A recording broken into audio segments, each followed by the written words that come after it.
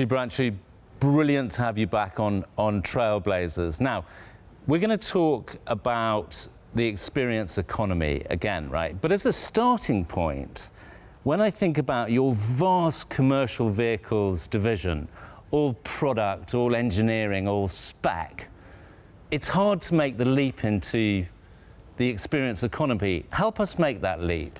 So I think it's a misconception that commercial vehicles owners are not interested in experience, or that their due diligence is somehow not tuned to the experiential aspects. Because every commercial vehicles buyer is actually running a business on wheels, their need to be convinced to compare is far higher than many of the individual purchaser type roles or categories. And so I think they want to be sure that they're making the right decision, and digital access gives us the opportunity to get them onto our web assets. We have commissioned a very large program of content creators and influencers.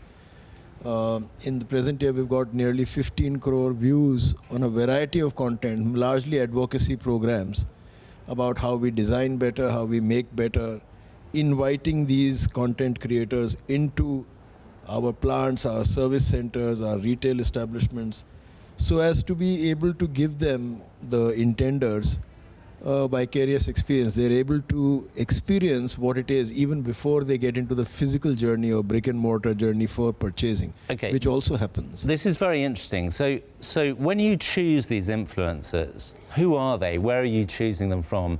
And why does I like what you said about your consumers actually being a total business, but why is this consumer persuaded by that influencer?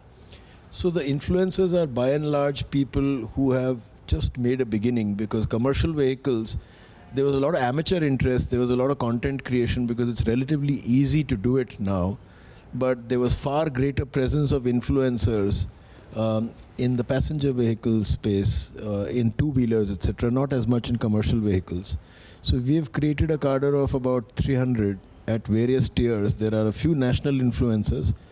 We have about 100 odd who are regional or statewide influencers, and another about 150 to 200 who are actually micro-influencers at a district level. And I find uniformly that the micro-influencers are able to give us the highest levels of engagement, because context is king in marketing. They're able to relate better. So if I'm selling a pickup to a shrimp farmer in coastal Andhra Pradesh, he wants to hear from somebody who is a shrimp farmer in coastal Andhra Pradesh. So if the influencer is able to go there and give them a sense of reality, it is that much more convincing. And so that's really fascinating. So more economical at the local level, but more effective as well, right? Yes, and we find that it's a virtuous loop. So the more they see, the more they get, and the more they understand, the more they see. An influencer and influence, it's a commodity at the end of the day, influence. But you cannot be influential unless you start that content work. So you have to start somewhere, and hopefully if you're persistent, you grow in terms of your following, you grow in terms of your repertoire of content. That's what we find without any exceptions. Yeah, but of course we choose them programmatically, and if there is a long tail and they're not really able to, we're not mutually supporting each other and it's not much joy, then they fade out and we get new people on board. Okay, so Shubhranshu, you're busting the myth that commercial vehicles can't be experiential, but where's all of this going? The pace of change is so rapid. You may not even be selling vehicles in the future. Give us a bit of a crystal ball on where you think your industry is going, particularly from a brand and marketing perspective. I think both in terms of headroom and its corresponding relationship to the underlying economy, I think the sky is the limit. I think it's the lower limit, in fact, because infrastructure is booming. There is a lot of interest from a diverse array of businesses in mobility solutions. The certainties of, depending on third parties going away. We find last mile greening is desired. So we are seeing new fuel options, whether it is electric vehicles or in the future hydrogen ICE, etc. There are a variety of ways in which the category itself is transforming. And we are, as always, pioneers, and we're trying to create that change meaningfully.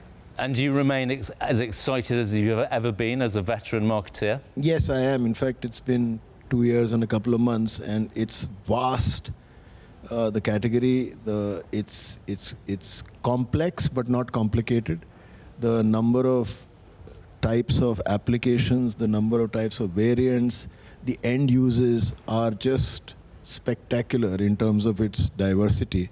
And every bit of India's economy is touched by commercial vehicles. We're sitting here, I can bet you this sofa, the breakfast we just ate, much of the electrical equipment, even the material with which the studio was built, everything would have come on commercial wheels. So we find ourselves directly contributing to the national growth and agenda. That's a fascinating insight. Shubhranshu, Shashank, I want to bring you in slightly on this, because you focus mainly on sustainability, but are you seeing the same shift in Maruti Suzuki to the consumer, to the experience economy? Yeah, absolutely. And I mentioned that. In fact, and I told you that, it's not just about vehicle. We're also not just about consumer angle to it. It's also about ultimately what you contribute to the economy. And this economy is now largely based, it's about sustainability to a very, because for the long term, unless you get into the sustainability, it's difficult for any business to survive. And therefore, I really wanted to tell that in our company, we're also looking at the manufacturing process itself. Like, localization is very important. Localization prevents you importing a lot of stuff, not just for it's better for the economy of the country, but also because it prevents logistics cost, which reduces carbon footprint. So there are so many places where you can actually have, if you are mindful of this sustainability angle, you can actually look at almost all aspects of business where you will have to take measures by which you reduce. Jasper, just for your information, we transport vehicles by rail as a preference. That also saves a huge amount of carbon emissions. Yeah, there's no between your sustainability mandate, Shashank, and your experience economy mandate, Shubhranshu. I don't think you guys are going to hang up your spurs anytime soon. Shubhranshu, thank you so much for coming on the show. We're delighted to have you. Thank you. Lovely to be here.